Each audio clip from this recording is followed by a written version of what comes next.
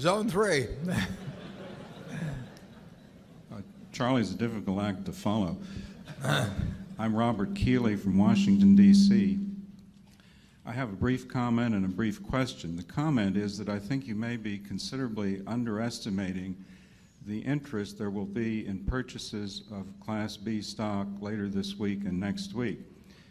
I have at least 10 friends in Washington who are aware that I'm a Berkshire shareholder and that I was coming to this meeting, and they've insisted that I report back to them tomorrow on just what happened with the Class B stock because they're very interested in buying some of it. Now that's anecdotal to be sure, but if you take that ratio of 10 people to even the shareholders who are present here today, you're talking about tens of thousands of people who are going to be in that market.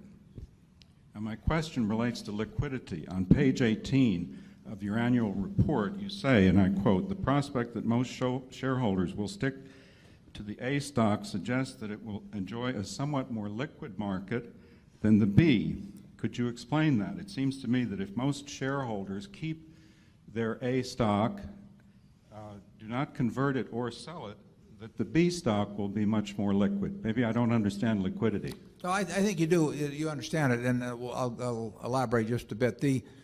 Certainly in the first week, I would expect the B stock to trade far more, although I hope it doesn't trade like most new issues trade in relation to the amount sold. It's just the nature of a new offering that there's usually there's always some flurry of activity. Sometimes I think it's quite excessive, and I don't think it will be with Berkshire, but there will be some flurry of activity.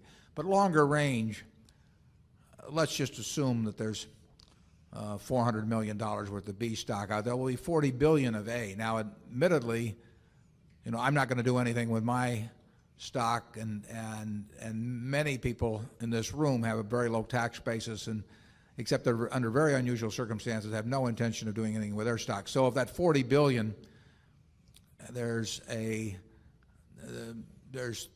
very significant percentage that you might say is almost inoculated against reaction to market changes. But there still is a very significant dollar value. There's a fair amount held by funds, for example. And so the market value of what I would call the potentially tradable A is likely to far exceed the market value of the potentially tradable B. Now, it may be that all of the B is potentially tradable, whereas only a small portion of the A is. But that 40 billion to 400 million ratio, I think, almost ensures that after the initial flurry, that the better market, and when I say better market, I mean the ability to move large dollar amounts in both directions with a minimal movement of price. The better market, not by a huge margin, but the better market is likely to be in the A, and frankly, we hope that it is. We still hope there's a good market in the B, obviously, but if you're talking 10 shares of the A, which is a $300,000 or so investment, I think that 2 months from now, that it's likely to be that buying or selling $300,000 worth of A will have slightly less of a percentage impact than buying or selling $300,000 worth of B, but not by a significant amount. But that's what I meant by that comment of having a slightly better market in the A than the B. And that's important from our standpoint, because if that situation became reversed and the B became the better market, then people would have a real incentive to convert from A to B over time, and eventually the B market would dominate. We don't anticipate that happening, and I think the way we've arranged it won't happen, but it could happen.